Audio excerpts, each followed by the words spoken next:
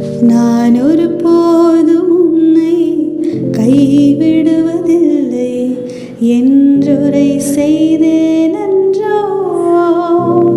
நான் ஒருபோதும் உன்னை கைவிடுவதில்லை என்றுரை செய்தேன் அன்றோ. கடலாழத்திலும் அக்கினி சூளையிலும் உன்னை காத்திடும் பலவானன்றோ. விஷ சர்ப்பங்களோ